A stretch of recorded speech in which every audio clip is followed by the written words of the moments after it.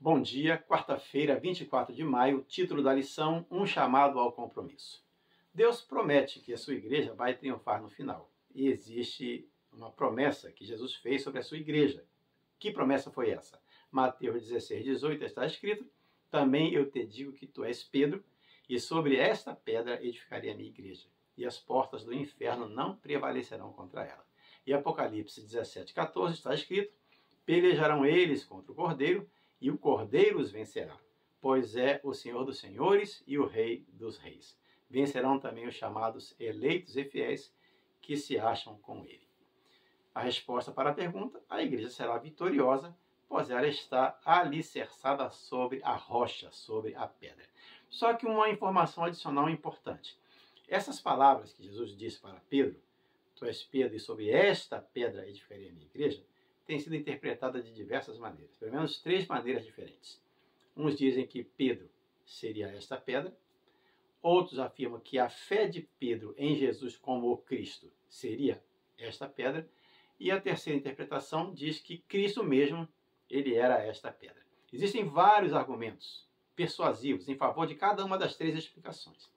Só que a melhor forma de determinar o que Cristo quis dizer com essas palavras difíceis de entender é deixar que as próprias Escrituras revelem o que elas significaram para os ouvintes judeus, especialmente para aqueles que ouviram o próprio Jesus na ocasião.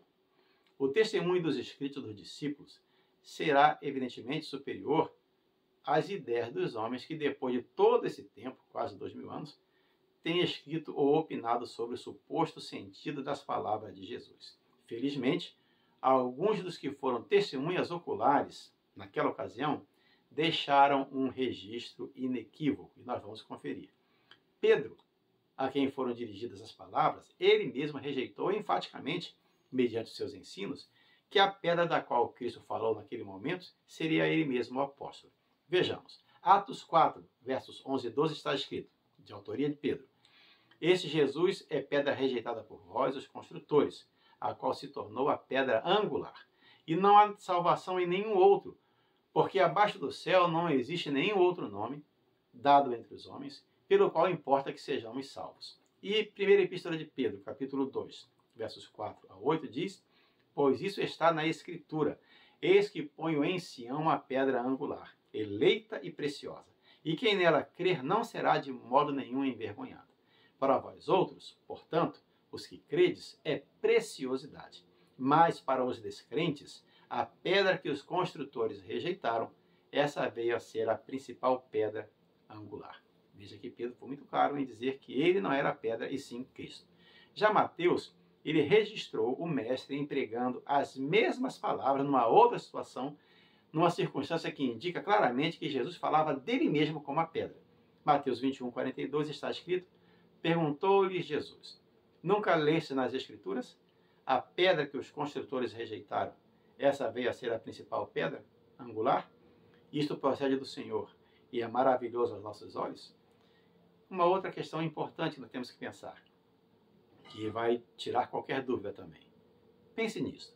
Se Cristo tivesse estabelecido a Pedro como o principal entre os discípulos, eles não teriam ficado disputando entre si por tantas e tantas vezes o primeiro lugar entre eles.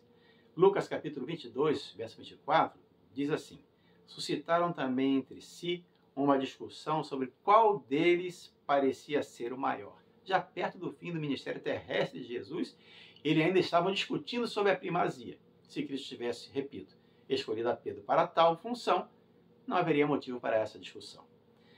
Para nós terminarmos, vou ler um texto do livro Serviço Cristão, na página 272, onde está escrito sobre a Igreja de Cristo.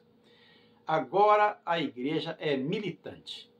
Agora temos de enfrentar um mundo de trevas, quase inteiramente dado à idolatria.